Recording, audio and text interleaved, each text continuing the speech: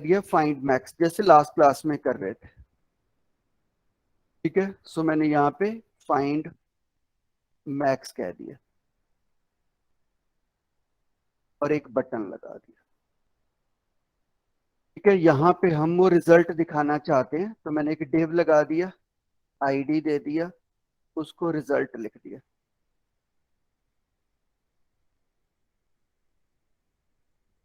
ठीक है, तो यहाँ पे हम जाके पिछली क्लास की तरह ही फंक्शन फाइंड मैक्स कर लेंगे।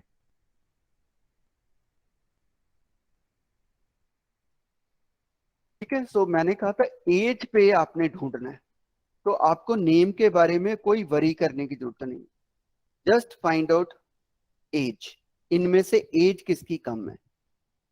ठीक है, तो लास्ट क्लास में भी मैंने एक वेरिएबल चला दिया था फॉर आई। ठीक है, आई इज इक्वल टू 0 से शुरू करो, आई शुड बी जितना एजेस की लेंथ है उतने तक जाओ और आई प्लस प्लस कर दो। ठीक है, सो ये लास्ट क्लास में भी किया था। तो मैंने कहा कि एक वेरिएबल यूज कर लो जिसमें मैक्स एज आ जाए। ठीक है, तो उसमें क्या करना है, सबसे पहले एरे का, ठीक है, सबसे पहले एरे की वैल्यू स्टोर कर देनी है। ठीक है, तो हमने किसका ये स्टोर कर देना है, एजेस का। तो मतलब 45 कहाँ स्टोर हो गया, मेरे इस वेरिएबल में स्टोर हो गया। ठीक है, मैक्स एज में स्टोर हो गया। अब इसके बाद हम लास्ट क्लास में भी कंपेयर कर रहे थे, इफ, ठीक है, max age is less than जो करंट एजेस है, जो अभी हमने एज उठाया। ठीक है, अगर ये सिचुएशन आ जाए तो हमने कहा था मैक्स एज में, ठीक है, किसको स्टोर कर दो, ठीक है, जो आपकी एजेस की वैल्यू थी, आई को स्टोर कर दो। तो ये लास्ट क्लास में हमने किया था कि जो भी मेरी इस एज के अंदर सबसे बड़ी एज होगी, ठीक है, उसकी वैल्यू हमारे पास मैक्स एज के अंदर रह जाएगी जब ये लूप खत्म हो जाएगा। और उसके बाद हमने कहा था document dot gate element by ID. ठीक है, हमने रिजल्ट को उठाना है और उसके इनर एचटीएमएल में लिख देना है। ठीक है, मैक्स, हाँ भी मैं उसकी एज ही दिखा रहा हूँ। ठीक है, सो मैक्स एज को हमने यहाँ पे लिखा और उसको डिस्प्ले कर दिया, मैक्स एज को डिस्प्ले कर दिया। अभी मैं नाम से कोई कंसर्न नहीं है, ये लास्ट क्लास में भी मैंने किया था। ठीक है, तो लास्ट क्लास में हम बहुत सारे नंबर्स में से सबसे बड़ा नंबर ढूंढ रहे थे, तो आज मैं क्या कर रहा हूँ, एज में भी नंबर ही पड़े हैं, उनमें से ढूंढ रहा हूँ। ठीक है, क्लियर। सो इसमें से मेरे को पता लग जाएगा कौन सा नंबर सबसे बड़ा है, तो मींस 45 मेरा आंसर आना चाहिए। So let us start the XAMPP.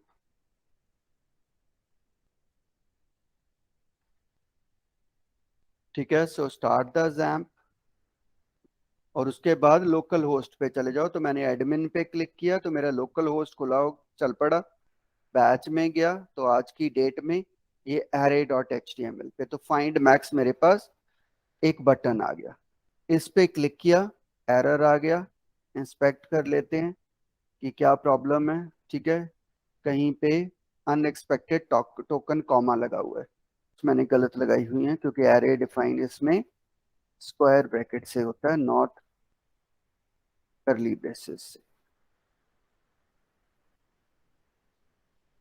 ठीक है, क्योंकि जावा में हमने जावास्क्रिप्ट के अंदर करली ब्रेसेस नहीं लगती, स्क्वायर ब्रैकेट से एरे डिफाइन होता है।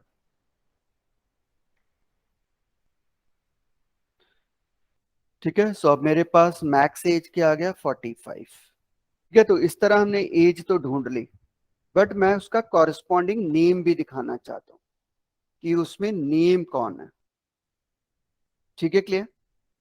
तो यहां पे क्या कर सकते हो, एक इंडेक्स नंबर रख लो जिससे ये पता चल जाए कि मैक्स एज के अंदर आपने किसको रखा हुआ है। ठीक है, कौन से वाले इंडेक्स का नंबर को रखा हुआ है, कौन से वाले, मतलब अभी 0 1 2 3 इसको उठाया आपने, तो ये वाली वैल्यू कहीं पे सेव होनी चाहिए ना कि आपने फोर्थ वाली वैल्यू को उठाया। तो मैंने यहाँ पे एक वेरिएबल डिफाइन कर दिया, ठीक है, इंडेक्स NO, और उसमें पहले से स्टोर कर दिया 0, क्योंकि पहले आपने एज में क्या स्टोर किया हुआ है, 0 इंडेक्स स्टोर किया है। सो जब आप ट्रांसफर करते हो तो मैंने यहाँ पे क्या कर दिया, index number is equal to, ठीक है, आई स्टोर कर दिया। मतलब मैक्स एज तो यहाँ ट्रांसफर कर देता हूँ और उसका इंडेक्स नंबर भी नोट डाउन कर लेता हूँ कि अभी करंटली मैक्स एज में कौन से इंडेक्स नंबर वाली वैल्यू पड़ी है। ठीक है, तो दो चीज स्टोर करने लग गया, एक तो एज स्टोर करने लग गया और एक मैं उसका इंडेक्स नंबर भी नोट डाउन करने लगा कि कौन से वाले इंडेक्स वाली वैल्यू आपने मैक्स एज में रखी हुई है। ठीक है, तो उसका इंडेक्स नंबर नोट डाउन कर लो। तो अब यहां पे हम कह सकते हैं, ठीक है, नेम, उस बंदे का नाम भी दिखा सकते हैं, प्लस, तो मैंने नेम्स में, ठीक है, किसको दिखा दिया, उसका इंडेक्स नंबर दिखा दिया, क्योंकि मेरे पास इंडेक्स नंबर भी अवेलेबल है, और प्लस उसकी एज भी बता दी कि उसकी एज कितनी है। ठीक है, तो इस तरह मैं यूज करने लग गया कि नाम में नेम्स वाले में से क्या उठाया, नेम्स में मैंने कहा जो इंडेक्स नंबर पे जाके अभी पड़ा है, सबसे बड़ा नंबर पड़ा है, उसको भी दिखाओ। ठीक है, और मैक्स एज को भी दिखाओ। सो अब जाके हम फिर से रन करते हैं। सो अभी राकेश की एज सबसे ज्यादा है। ठीक है, सो मैंने फाइंड मैक्स किया तो उसने कहा नेम राकेश, एज 67। ठीक है, तो इस तरह आप दो एरेज यूज करते हो। ठीक है, अब बाई चांस मैंने किसी और की एज यहाँ पे 83 कर दी। ठीक है, सो 83 अब सबसे बड़ी एज हो गई, तो इसका मतलब ये किसकी एज है, ये जगदीप की एज है। ठीक है, क्योंकि ये मनदीप की 45 है, हरदीप की 21 है, जगदीप की 83 है, राकेश की 67 है। तो मैं मैक्स एज ढूंढ रहा हूं, तो मेरे को जगदीप की एज 83 सबसे बड़ी वैल्यू मिलेगी। ठीक है, उसी टाइम मैं उसका इंडेक्स नंबर नोट डाउन कर लूंगा कि कौन से वाले इंडेक्स को आपने ट्रांसफर किया। ठीक है, तो अभी मैंने इसको रन किया, फिर से कहा फाइंड मैक्स, तो जगदीप एज 83। तो मैंने ये बस कंडीशन बदली है, बाकी मेरे प्रोग्राम में कुछ नहीं रहेगा, चेंज कुछ नहीं आएगा। ठीक है, तो ये फाइंड मैक्स था, अब इसी को हम उल्टा कर देते। ठीक है, तो यहाँ पे हम फाइंड मिन कह देते हैं कि जिसकी एज सबसे छोटी हो, उसमें बस ये कंडीशन बदलनी है।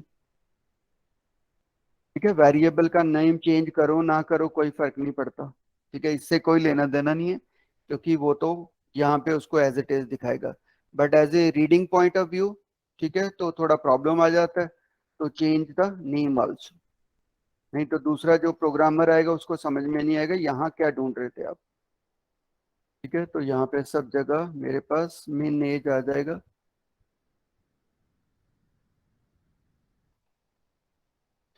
ठीक है, सो अब मैं एक बटन और लगा सकता हूँ लास्ट क्लास की तरह। ठीक है, सो मैं कह सकता हूँ कि मेरे को फाइंड मिनिमम भी चाहिए।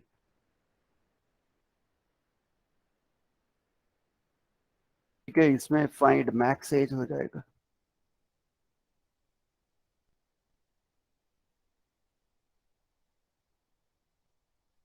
तो अब हमारे पास दो हो गए फाइंड। ठीक है, मैक्स एज, मिन एज। तो मैक्स पे क्लिक किया तो एज 83 वाले का बंदे का नाम मिल जाएगा।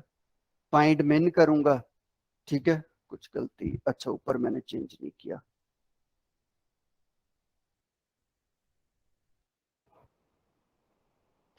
सो मैंने फाइंड मिन पे किया तो उसने कहा हरदीप है जिसकी एज 21 है, उसका फोन नंबर ये है। तो अब दोनों ही चीजें हमारे को यहाँ मिल जाएंगी। तो एरे में ये बेनिफिट हो गया हमारे को। ठीक है, तो मैंने यहाँ पे इससे ऊपर जाके पूछा था। ठीक है, मैंने कहा था एंटर नेम, और उसमें आपने input type is equal to text, ID is equal to कुछ भी एफ नेम दे दो। ठीक है, सो ये तो हमारा नाम हो जाएगा। और उसके बाद हमने कहा था फिर से एंटर एज। ठीक है, सो इसमें input type is equal to number, ID is equal to I can put age. फिर से मैंने बी आर टैग लगा दिया। फिर मैंने कह दिया एंटर फोन नंबर। फिर से मैंने यहाँ पे input type is equal to text, ID is equal to phone. फिर हमने एक बटन लगा दिया जिसके ऑन क्लिक पे, लास्ट क्लास में भी मैं यूज करता हूँ, ऑन क्लिक पे सेव लगा दिया। तो ये मेरा सेव बटन है।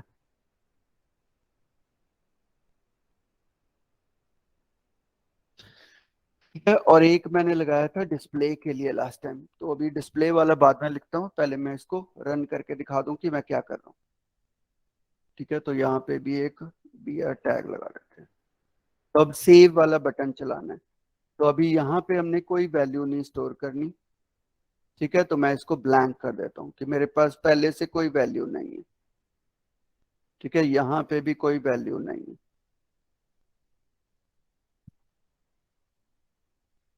ठीक है, इन वैल्यूज को मैंने डिलीट कर दिया। तो लास्ट टाइम मैं एक फंक्शन बना रहा था यहाँ पे। ठीक है, save.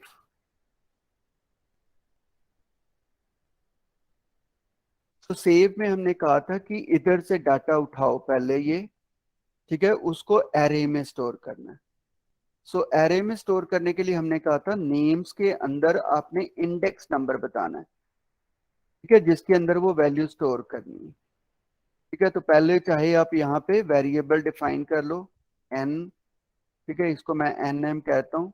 Document dot gate element by ID, F name उठाया मैंने, उसकी वैल्यू उठा ली। तो ये वेरिएबल में मेरे पास नेम आ जाएगा। ऐसे ही मैं क्या कहते हैं एज उठाना चाहता हूँ, तो मैंने यहाँ पे एक वेरिएबल एज ही बना लिया, ये मेरा एज हो गया। ठीक है, ऐसे ही हम उसका फोन नंबर उठाना चाहते हैं, तो हमने पीएच लिख लिया। ठीक है, तो ये मेरे पास फोन आ गया। ठीक है, तो ये तीनों का मैंने यहाँ पे जो तीन वेरिएबल्स, तीन मेरे इनपुट बॉक्सेस हैं, उनकी वैल्यू को मैंने उठा के ट्रांसफर कर लिया।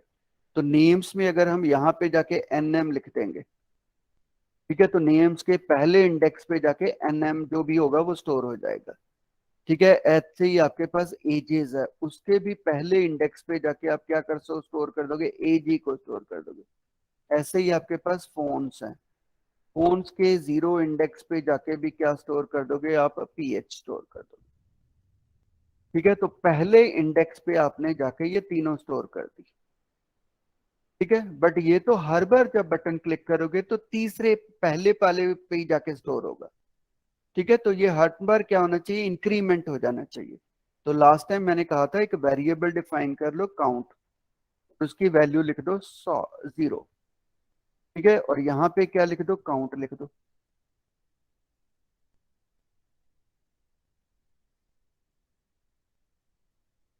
ठीक है, तो इससे क्या होगा, पहली बार जो वैल्यू स्टोर होंगी वो जीरो इंडेक्स पे स्टोर होंगी, और अगली बार क्या कर दो, काउंट को प्लस प्लस कर दो, एक इंक्रीमेंट कर दो, तो ऑटोमेटिक काउंट 1 हो जाएगा। तो अगली बार जब सेव बटन दबाओगे तो नेम के 1 में स्टोर होगा, एज के 1 में स्टोर होगा, फोन्स के 1 में स्टोर होगा। तो हर बार आपका एक एक इंक्रीमेंट होके स्टोर होगा। ठीक है, तो ये हमने चलाया था लास्ट टाइम। ठीक है, अब उसके बाद मैंने एक लगाया था कि डिस्प्ले भी करना चाहता हूँ, वैल्यू को दिखाना भी चाहता हूँ। ठीक है, तो मैंने एक बटन लगा दिया था डिस्प्ले करने के लिए।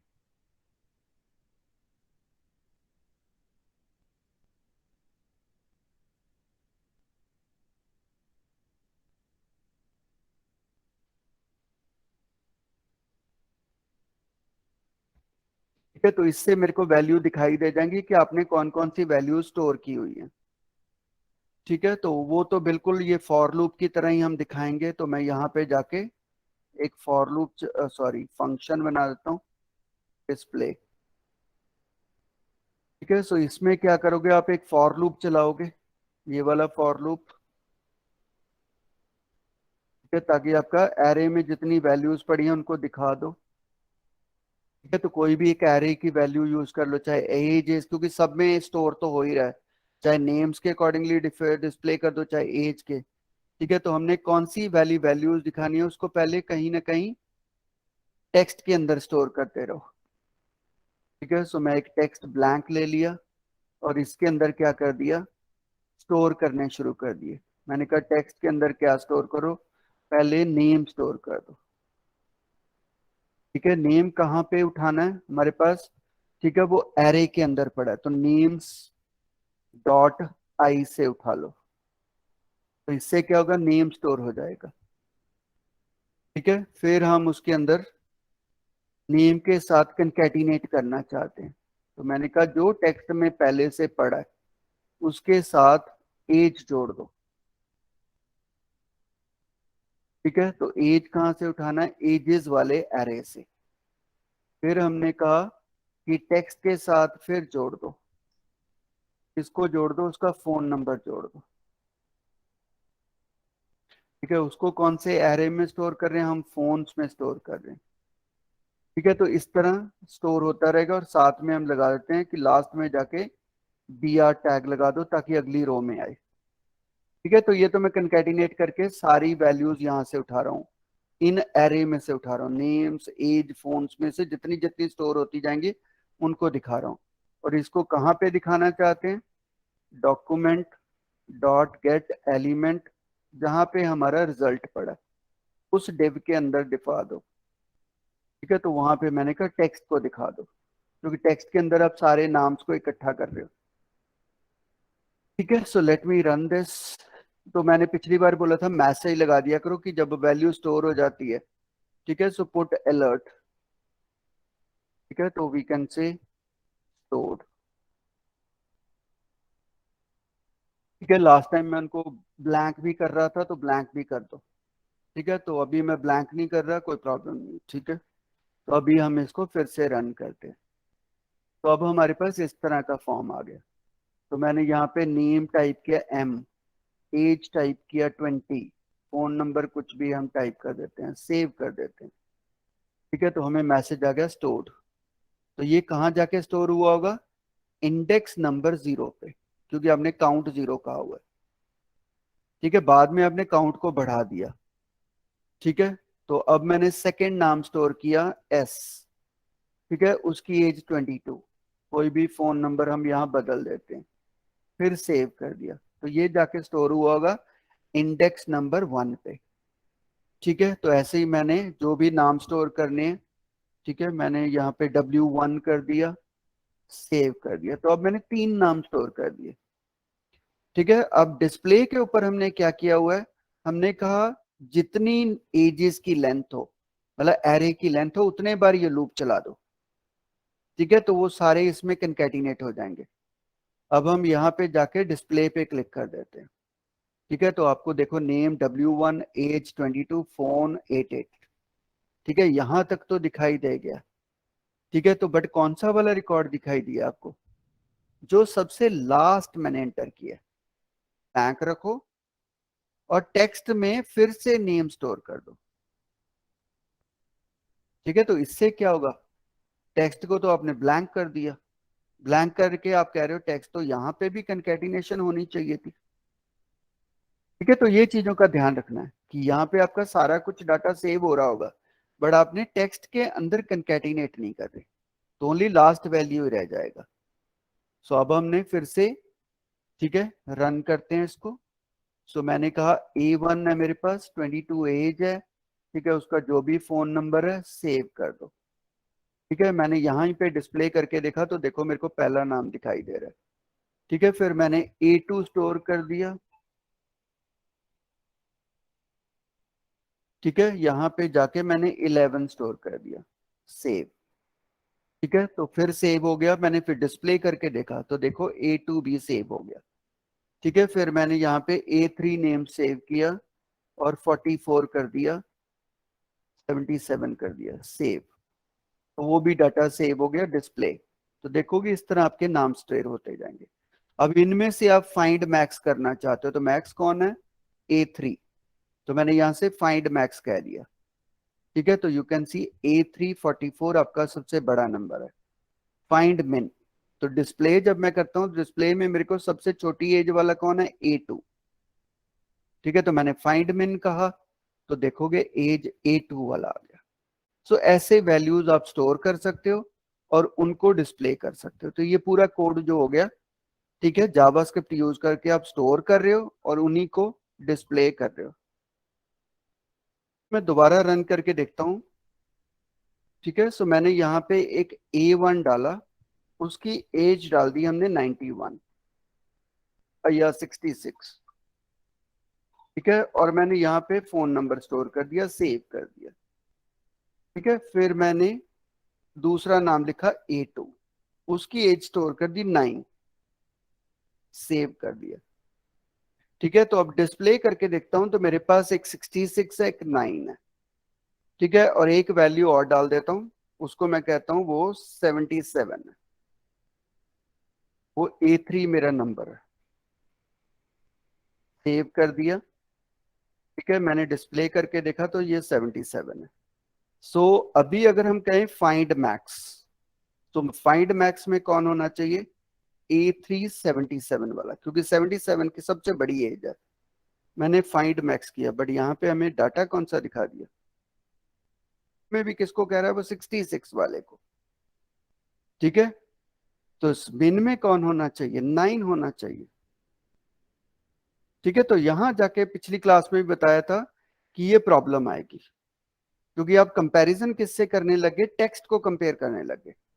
सो 66 का जो आस्की वैल्यू है, ठीक है, वो छोटी है, सबसे छोटी है, इन तीनों में सबसे छोटी है। ठीक है, तो लास्ट टाइम भी मैंने कहा, देखो 6 की वैल्यू कितनी होती है, 54। ठीक है, और 9 की वैल्यू कितनी होती है, 57। तो वो पहले डिजिट की वैल्यू को चेक कर रहा है। ठीक है, कि क्या वो 54 है या 57 है। तो 57 हमेशा ही बड़ा होगा। ठीक है, तो जब आप यहाँ पे कंपेयर पे क्लिक कर रहे हो, फाइंड मैक्स, तो उसको लगता है कि पहला डिजिट, वो पहले को ही कंपेयर करता है। ठीक है, तो पहले में देखता है कि सबसे बड़ा नंबर कौन सा है, तो उसको 9 सबसे बड़ा नंबर है, क्योंकि 57 है उसकी वैल्यू, तो इसलिए हमें फाइंड 9 दे देता है। जब मैं फाइंड मिन कहता हूं, उसको 6 सबसे पहला अक्षर मिलता है, तो 6 की वैल्यू सबसे छोटी है। ठीक है, उसकी वैल्यू 54 है, 7 की 55 है, तो वो पहले करेक्टर को ही कंपेयर करता है। ठीक है, तो ये लास्ट क्लास में भी बताया था। तो अगर आप न्यूमेरिक कंपेयर करना चाहते हो, ठीक है, तो या तो स्टोर करते टाइम उसको कन्वर्ट कर दो, या कंपैरिजन के टाइम पे कन्वर्ट कर दो। ठीक है, तो मैं स्टोर करते टाइम ही यहाँ पे क्या लगा देता हूँ, ठीक है, सो आई विल से पारसेंट। तो यहाँ पे हम पार्स इंट कर देते हैं, मतलब convert it into numeric, then store it.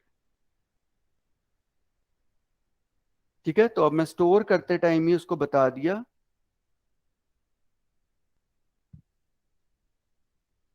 ठीक है, कि स्टोर करते टाइम उसको पहले इंटीजर में कन्वर्ट करो, फिर उसको स्टोरेजेस में करो। अब लेट अस रन अगेन। ठीक है, सो फिर से मैं A1 डाल देता हूँ, उसकी उम्र 66 डाल देता हूँ। ठीक है, उसका जो भी फोन नंबर है वो डाल देता हूँ, बताऊँ डिस्प्ले करने के बाद अब मेरे पास वही है 66,977। अब मैंने फाइंड मिन पे क्लिक कर दिया। ठीक है, तो अब देखोगे कौन सी एज लेके है, 9 वाला सबसे छोटी है। फाइंड मैक्स कहा, तो वो 77 को लेके आएगा। तो इसलिए अगर आप न्यूमेरिक कंपैरिजन केयर करना चाहते हो, तो उसको पहले ही कन्वर्ट कर लो, देन वर्क ऑन इट। हम हमेशा जो भी कोड लिखते हैं वो PHP लिख के, ठीक है, उसको इस तरह क्लोज करते हैं।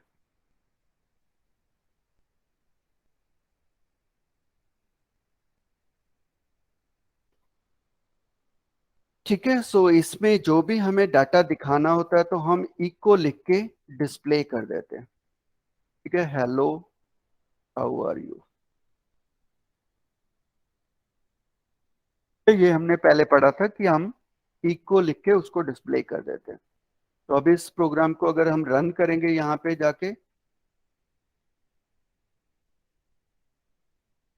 है। सो ए को मैंने क्लिक किया तो हमारे पास मैसेज आ गया, हेलो हाउ आर यू। ठीक है, क्लियर। सो ये तो हम इको से डिस्प्ले करते हैं। अब आ जाता है कि अगर हमें HTML टैग हो, यहां पे मैंने एक H1 टैग लगा दिया। ठीक है, दिस इज रिजल्ट एरिया, और मैंने H1 लिख दिया। ठीक है, क्लियर। तो मैं यहां पे एक H1 बना रहा हूं, ये तो मेरा PHP कोड है।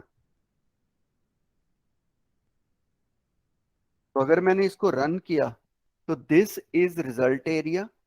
ठीक है, हेलो हाउ आर यू यहां पे आ रहा है। अब मैं चाहता हूं ये हेलो हाउ आर यू जो है वो इसके अंदर आना चाहिए। ठीक है, क्लियर, इस एरिया के अंदर आना चाहिए। तो यहाँ पे जावास्क्रिप्ट की तरह नहीं है कि आप कह सकते हो document dot gate element by ID. ऐसा कोई फंडामेंटल नहीं है हमारे पास। ठीक है, तो वो चीज नहीं यूज करनी, वो अकेला जावास्क्रिप्ट में है। ठीक है, तो यहाँ पे कुछ भी डिस्प्ले करना है तो आप जहां पे आपका रिजल्ट एरिया लिखा था वहीं पे एक PHP कोड लिख दिया करो। ठीक है, तो मैंने यहां पे लिख दिया वेलकम, और मैंने यहां पे जाके इसको बंद कर दिया। तो आप देखोगे H1 के अंदर मैंने क्या लगा दिया, एक PHP का कोड लगा दिया। ठीक है, क्लियर। तो ये जो कोड है वो ऑटोमेटिकली H1 के अंदर आएगा। So now you can see welcome to PHP जो है वो उसके अंदर ही आएगा। क्लियर, समझ में आ गया। तो यहाँ पे कोड जो भी डिस्प्ले करना चाहते हो वो इस तरह लिख देना। ठीक है, हो सकता है वो इनपुट बॉक्स में दिखाना चाहते थे, तो यहाँ पे input type is equal to text. तो इनपुट में हम जो भी चीज दिखाते हैं, सॉरी, सो हम यहाँ पे वैल्यू लिखते हैं। ठीक है, जो भी वैल्यू दिखानी होती है वो यहाँ पे लिख देते हैं, तो हमारे पास जो इनपुट बॉक्स होता है उसके अंदर वो वैल्यू दिख जाती है। अब यही मैसेज मैं इसके अंदर दिखाना चाहता हूँ, तो अंडरस्टूड है, जहां पे वैल्यू लिखा था वहां पे फिर से PHP लिख दो, इको। ठीक है, मैसेज जो आप मैसेज देना चाहते हो, सिंगल कोट्स, क्योंकि बाहर डबल कोट्स लगे हैं, तो यहाँ पे आप मैसेज पब्लिक वैल्यू कुछ भी लिख सकते हो यहाँ पे। फिर इसको बंद कर दो, फिर यहाँ पे PHP कोड, तो यहाँ पे PHP कोड लगा देना जब भी आपने उसके अंदर ही दिखाना होता है। ठीक है, तो अभी देखोगे वहां पे आ गया मैसेज ऑब्लिक वैल्यू। तो यहाँ पे कोई वो सिस्टम नहीं है कि आपको कहना है document dot gate element by ID, वो कंसेप्ट नहीं यूज करनी। ठीक है, तो सीधा वहां पे PHP का ही कोड लिख देना। मैं अगले टेक्स्ट बॉक्स में किसी वेरिएबल की कैलकुलेशन दिखाना चाहता हूँ। ठीक है, सो फिर मैंने एक यहाँ पे इनपुट बॉक्स ले लिया। अब यहाँ पे मैं वेरिएबल्स का टोटल करके दिखाना चाहता हूँ, तो मैंने यहाँ पे $A प्लस $B ऐसा लिख दिया। ठीक है, तो मैंने इको $A प्लस $B लिख दिया। अब जैसे ही हम रन करेंगे, ठीक है, तो वो एक वार्निंग दे देगा कि ऐसा कोई वेरिएबल ही है नहीं आपके पास। ठीक है, तो अनडिफाइंड, ठीक है, वेरिएबल $A। ठीक है, क्योंकि आपके पास ऐसा कोई वेरिएबल ही नहीं है जिसको आप डिस्प्ले कर रहे हो। तो इससे पहले क्या करना है, PHP का कोड लगा के, ठीक है, इससे पहले डिस्प्ले उनको डिक्लेयर कर दो। तो $A में मैंने स्टोर कर दिया 3, $B में स्टोर कर दिया 4, तो मैंने PHP कोड उससे ऊपर लगा दिया। ठीक है, तो अब क्योंकि ये PHP कोड जब रन होगा ऊपर से नीचे को रन होता है, तो इसमें 3 और 4 पड़ा होगा, तो उसको यहाँ पे 3 एंड 4 अवेलेबल हो जाएगा। तो अगर ये मैसेज आए तो ऊपर जाके वेरिएबल्स आप डिक्लेयर कर सकते हो।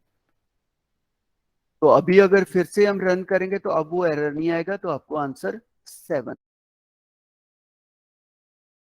जाते हैं हमारे पास फॉर्म हैंडलिंग। ठीक है, कि हमने यूजर से इनपुट लेना है, कुछ वैल्यूज लेनी है, ठीक है, तो उसको हम कहेंगे फॉर्म को हैंडल करना है। ठीक है, तो फॉर्म हैंडलिंग है। तो उसके लिए क्या करना है, सबसे पहले आपने फॉर्म बनाना है। यहाँ पे सीधे इनपुट बॉक्सेस नहीं बनते, फॉर्म मैंने पहले ही बताया था कि ये यूनिट है हमारे पास। और एक्शन में लिख देना है कि करंट फाइल ही है, कॉल द करंट फाइल। जब हम डबल कोट्स लगा देते हैं मतलब कॉल द करंट फाइल। ठीक है, और कौन से मेथड से आपने पास करना है। तो अभी पोस्ट एंड गेट मेथड होते हैं, दो मेथड हैं, विल सी द डिफरेंस क्या है दोनों में। और यहाँ पे आपने फॉर्म लगा देना। ठीक है, सो हमने क्या कहा, action means call the particular file. जो फाइल यहाँ पे लिखेंगे उसको ये कॉल करेगा। मेथड यहाँ पे दो ही होते हैं हमारे पास, गेट या पोस्ट। ठीक है, विल सी गेट और पोस्ट में क्या डिफरेंस है। और इसके अंदर आप वैल्यूज बना सकते हो। I can ask enter your name. ठीक है, और इसके अंदर आप लिख सकते हो input type is equal to text, जैसे हम पहले लिख रहे थे। ठीक है, यहाँ पे आईडी नहीं यूज होता, हमारा नेम यूज होता है। पीएचपी में आईडी नहीं यूज होता, नेम यूज होता है। तो हर एक इनपुट बॉक्स को नेम देना कंपलसरी है। वहां पे हम कहते हैं जावास्क्रिप्ट में आईडी देना जरूरी है, क्योंकि आईडी को हम हैंडल करते हैं। यहाँ पे हम कहते हैं नेम को हैंडल करना है। ठीक है, क्लियर। तो ये नेम को यूज करेगा। और उसके बाद मैंने बी आर लगा दिया, और फिर मैंने एक बटन लगा दिया। ठीक है, इनपुट टाइप। तो यहाँ पे बटन नहीं लगाना कभी भी। ठीक है, यू हैव टू से सबमिट। बटन का टाइप हमेशा सबमिट होना चाहिए। ठीक है, और उसके बाद वैल्यू कह सकते हैं, ठीक है, क्लिक हियर। तो ये मैंने मैसेज लिख दिया। ठीक है, तो अब इस फॉर्म के अंदर क्या है, हमारे पास दो चीजें हैं। एक तो हमने एफ नेम पास कर दिया, ठीक है, और एक हमने सबमिट बटन पास कर दिया। ठीक है, तो इतना याद रखना है, फॉर्म एक्शन। अगर आप कहीं और फाइल पे नहीं जाना चाहते तो ब्लैंक लिख दो। मेथड में या तो गेट रहेगा या पोस्ट रहेगा। अभी मैं दिखाता हूं दोनों में फर्क क्या पड़ेगा। और इनपुट में टेक्स्ट देने के बाद उसका नेम देना जरूरी है, बिकॉज हम यहाँ पे नेम से हैंडलिंग करते हैं, जावास्क्रिप्ट में आईडी से हैंडल करते हैं। ठीक है, और उसके बाद बटन नहीं बनाना, हमने सबमिट करना है, क्योंकि इस फॉर्म को मैंने सबमिट करना है। तो यहाँ पे कोई ऑन क्लिक सीधा नहीं यूज करना, सबमिट।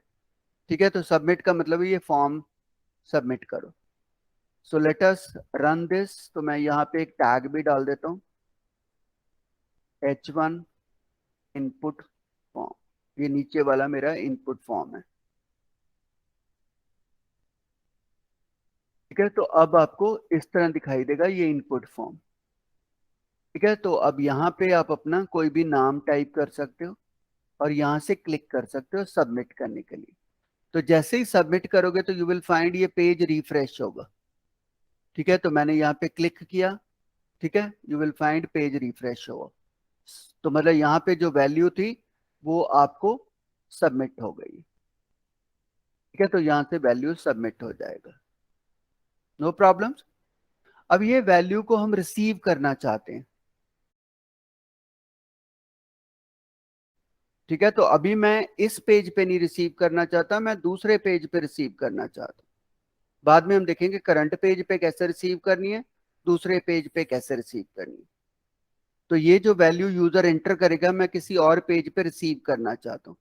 तो मैंने यहाँ पे एक फाइल न्यू और बना लिया। ठीक है, और इसमें मैंने क्वेश्चन मार्क PHP लगा दिया। ठीक है, और इसको सेव कर दिया, और इसका नाम मैंने कहा receive inputs from form dot PHP। तो ये मेरे पेज का नाम है, रिसीव इनपुट फ्रॉम PHP।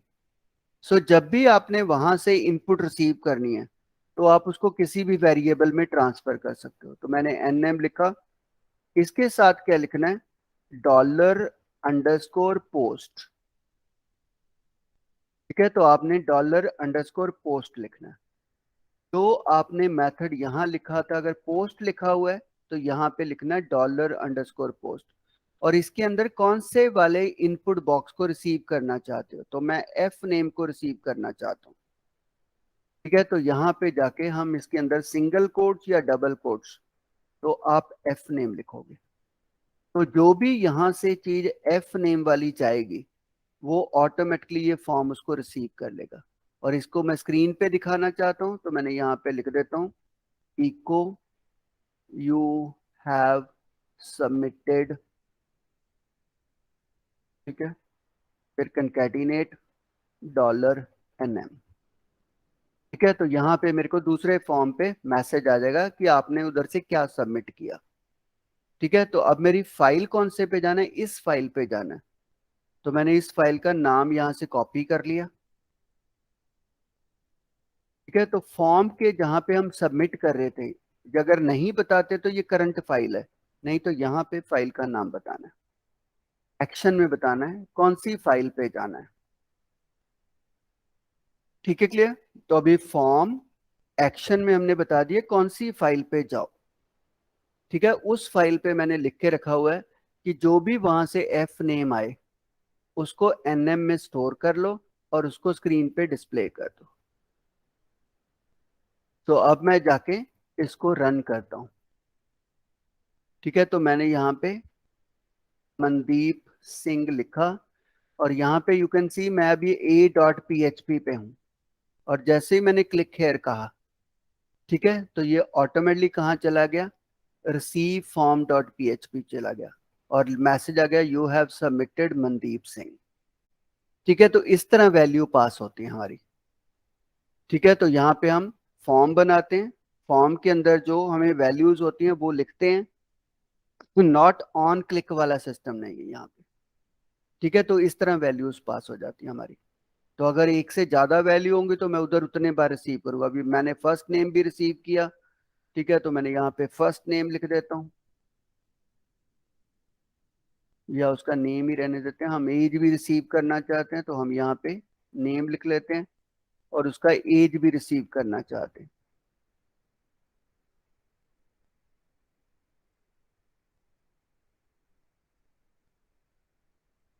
सो उसको मैंने वेरिएबल को यहाँ पे एज लिख दिया। अब वहां रिसीव करते टाइम भी हमें ध्यान रखना है कि हमें दोनों वैल्यू रिसीव करनी है।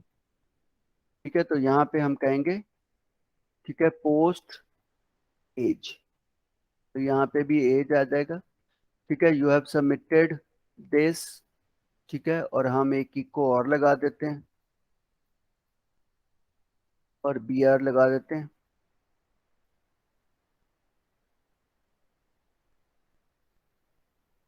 सो we can say your edge is. So ये एज वेरिएबल में हमारे पास आ गई है। तो इस तरह हम वेरिएबल्स को एक जगह से दूसरी जगह पास करते हैं। सो अब हमने यहाँ पे फिर से लिख दिया मनदीप सिंह। ठीक है, एज 67, क्लिक हियर।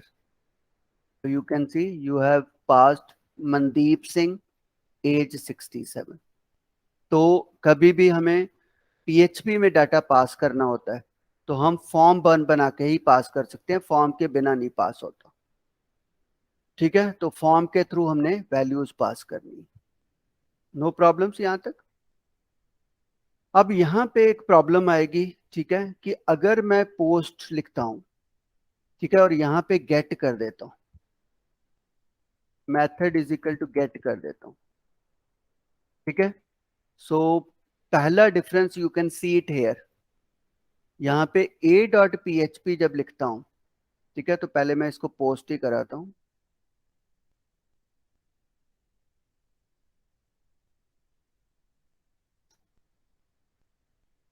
ठीक है, सो अभी हम यहाँ पे जाके करंट फाइल, इसको मैं थोड़ा आगे जाके करता हूँ, फाइल इसको चेंज कर लेता हूँ because otherwise you'll get confuse. File save as कर लेता हूँ।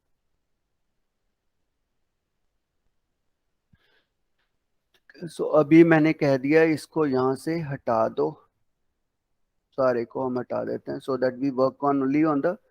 तो इस बार मैंने क्या किया, यहाँ पे फॉर्म का नाम नहीं लिखता। ठीक है, so only to explain you the post and get में क्या फर्क है। तो मैंने कहा करंट फाइल को ही कॉल करो। ठीक है, तो इस बार मैंने फाइल का नाम नहीं लिखा और मैंने मेथड लिखा हुआ है पोस्ट। सो हम दूसरे प्रोग्राम को रन करते हैं जिसको a1.php है।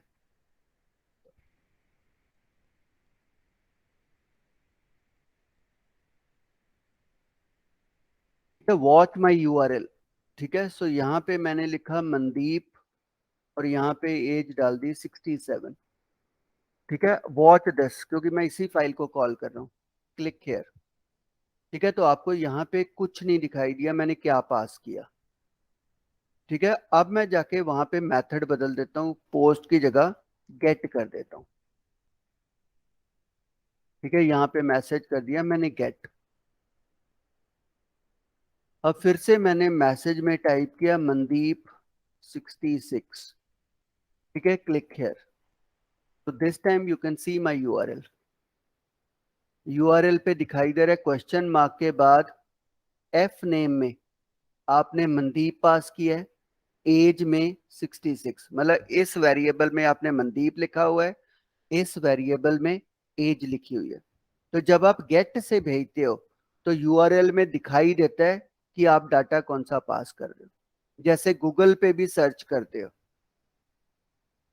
ठीक है, तो वर्ड मैंने यहाँ कंप्यूटर सर्च कर रहा हूँ। ठीक है, यू कैन सी यहाँ पे भी ये पूरा दिखाता है कि मैंने क्वेरी क्या लगाई है, कंप्यूटर सर्च किया हुआ है। ठीक है, तो ये गूगल मतलब गेट यूज कर रहा है, पोस्ट नहीं यूज कर रहा। तो पोस्ट और गेट में सबसे बड़ा फर्क है कि पोस्ट में आपको जो वैल्यूज मैं पास करता हूँ वो दिखाई नहीं देती। ठीक है, गेट में आपको वैल्यू दिखाई देंगे। समझ में आ गया? तो जब सिक्योर्ड कोई चीज पास करनी है तो सेंड इट बाय पोस्ट। जब अनसिक्योर्ड है मतलब वो यूजर देख भी ले तो कोई फर्क नहीं है। ठीक है, तो आप गेट के थ्रू भी वैल्यू पास कर सकते हो। ठीक है, क्लियर? अब यही वैल्यूज को मैं उधर रिसीव करना चाहता हूँ, दूसरे फॉर्म पे रिसीव करना चाहता हूँ। सो हम फिर से एक नया फॉर्म उसी को खोल लेते हैं, फाइल ओपन। ठीक है, तो इसका नाम मैंने फाइल सेव एज। ठीक है, सो मेरे पास ये फॉर्म आ गया। तो पहले मैं यहाँ पोस्ट लगा रहा था और मैं अब डाटा यहाँ से जो भेज रहा हूँ, ठीक है, तो फिर से लिखता हूँ कि इस फाइल को कॉल करना है।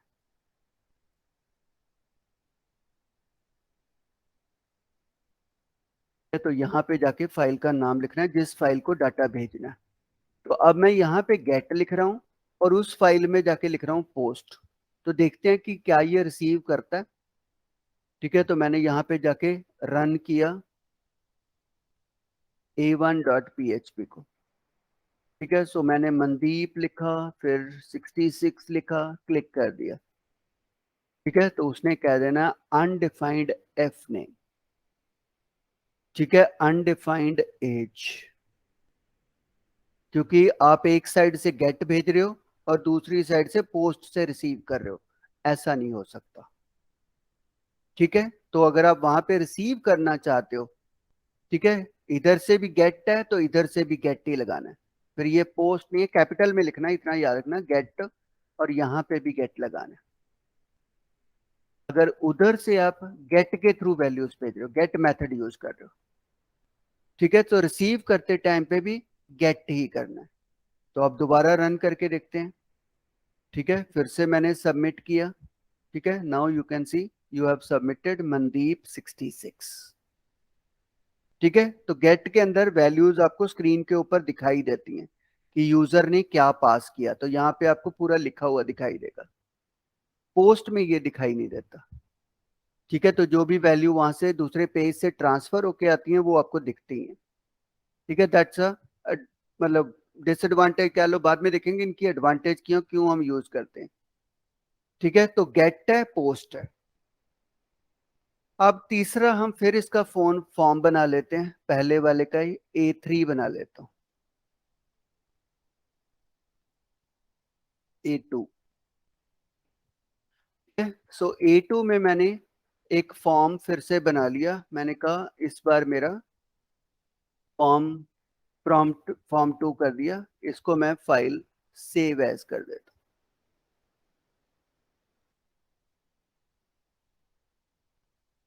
ठीक है, अब पहले वाले फॉर्म पे मैंने गेट मेथड यूज किया हुआ है, इधर भी मैंने गेट मेथड यूज किया हुआ है। ठीक है, अब A2 वाली फाइल चला रहा हूं।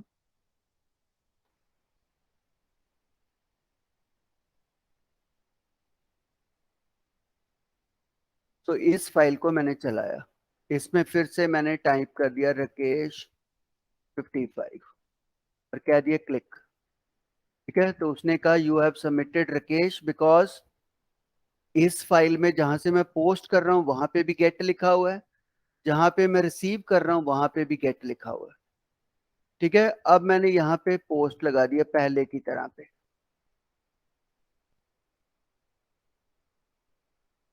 ठीक है, मैं फिर A2 को चलाना चाहता हूँ।